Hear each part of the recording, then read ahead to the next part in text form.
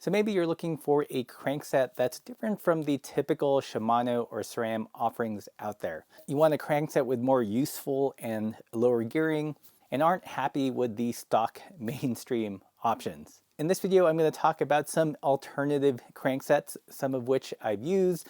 Some of them have been recommended to me from viewers of the channel. And I'm going to focus on cranksets that you can buy today, that they're readily available.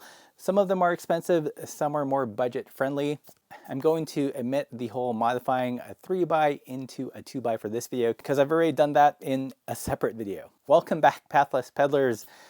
We're back in the cave. If you're new to the channel and are into the non-competitive side of cycling, riding, party pace, hit that subscribe button. And if you like this content, this is focus on not the mainstream, then consider supporting the channel by joining us on Patreon or hitting up our merch store.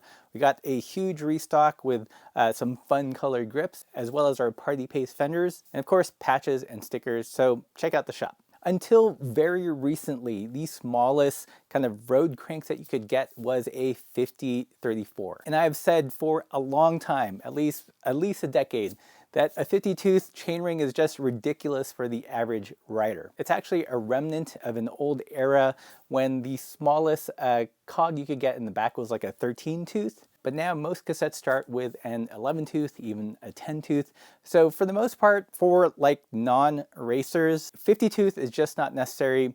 Shimano finally gave us 4630 like decades late. The first crankset we're gonna look at is the Velo Orange Grand Cru 4630 crankset. It's beautiful, it's lightweight. Yes, it does use a square taper bottom bracket, but I actually weighed the cranks and the square taper and it weighed less than the Apex One GXP 1x, so go figure. I've run this crankset on multiple bikes. It's actually on my Bambora right now that's on the trainer. Haven't had any issues with it whatsoever.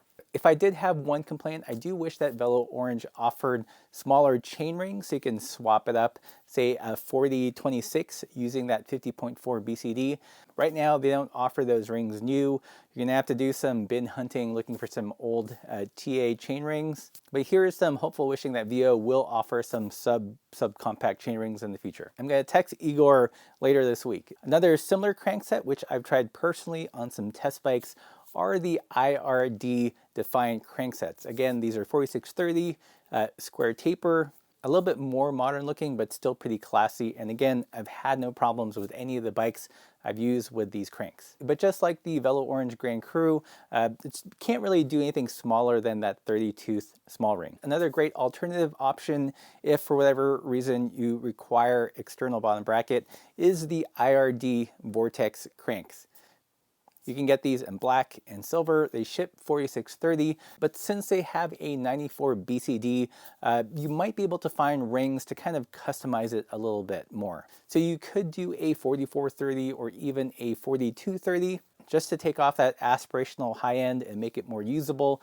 But once again, still limited to that 30 small tooth. So these cranks are awesome. They give you an alternative to the Shimano 4630, but the main issue is that you can't get below that 32 tooth small ring. So that's what these next set of alternative cranks are gonna allow you to do. So the first one is the Rivendell silver cranks, and that's what I have here on the Bear Claw. It's what I took with me to Girona, and I absolutely loved it for those super steep climbs in the Gavadas. The Rib Silvers, once again, are square taper, and they come in a couple different flavors. You can get a 3824, which I think is an awesome kind of all-rounder gearing.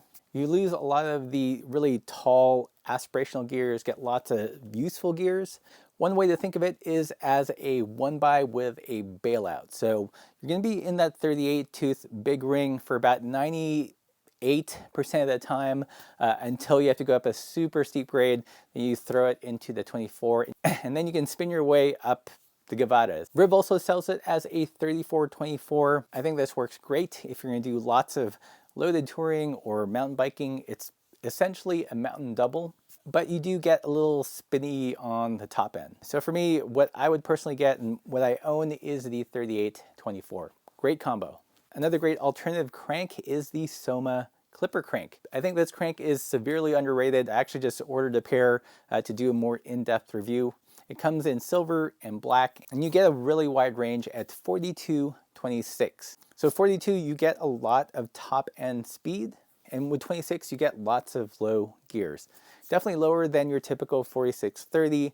Not quite as low as a true mountain bike double, but a super usable range. Yes, it is square taper. It is something you're gonna have to get over if you wanna try these alternative cranks without breaking the bank. But that range, 4226, beautiful. Another interesting alternative to the Velo Orange cranks is the Sun XCD cranks. I know Crust was selling them for a while, and you could get it as a 4428. So you get that sub 30-tooth small ring. It looks beautiful and retro. I know fellow YouTuber Henry Wildberry had them and had some issues with a little bit of wobble, so there is that to keep in mind. But if you get a good sample, then they look like awesome cranks. Moving a little bit more upmarket are the Rene Erse doubles. I've not tried these personally. I'm super curious, but I think these cranks give awesome adjustability. In terms of the big ring options, you can get a 44, a 42. On the low end of the spectrum, you can get a 28, a 26, even down to a 24. Again, haven't tried these personally, but if I had that GC money, I'd probably get these. Another upmarket crank which offers a ton of versatility is of course the White Industries cranks. They have this thing called the VBC, or variable bolt circle diameter, and this allows a lot of chainring combinations. You can buy chainring sets. I'm just going to look down and read here. You can get a 4024, 4026, a 4224, or even a 4424. Whatever you can dream up, it's possible with the White Industries cranks. They are on the spending side, so take that to note. But if you got the budget and you want a modern external BB, but not be limited to chainring combinations, then I think White Industries might be your only bet at this point. Lastly, I do want to mention these cranks by this bike shop in the UK called Spot Cycles. This has been recommended to me a ton. I've not personally tried them out myself, but from what I can see, they look like awesome value. I mean, they're like 89 pounds, less than $100. You can get these cranks in black and silver in different crank arm lengths and some pretty cool combinations. You can get a 4630, 4428, 4226, and even a 4024, which I think is probably my favorite chainring combination. And you can do it without breaking the bank, but yes, it is square taper. I don't have a problem with square taper. I think they work awesome. Don't believe the hype, y'all. Lastly, one other great alternative for gravel or bike touring are the since forgotten mountain double cranksets. I remember running a SRAM X9 and it was like a 4228, and I used those on a Salsa and I thought it was awesome. Enough top end for me on the road whilst giving some lower gears when climbing on the dirt. Shout out to the Mountain Double. You can get them for fairly cheap these days. I have a Dior Mountain Double on my Tanglefoot, and I think I paid 80 bucks brand new, and it came with a bottom bracket. So yeah, don't discount the Mountain Double. They are the sleeper adventure gravel / touring crankset out there on the market.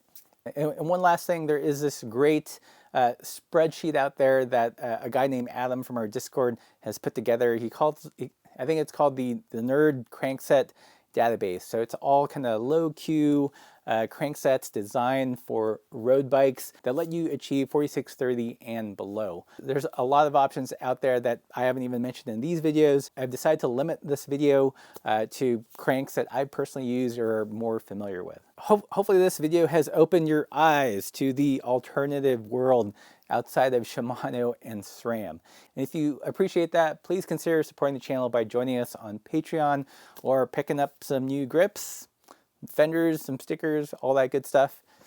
As always, keep the supple side down.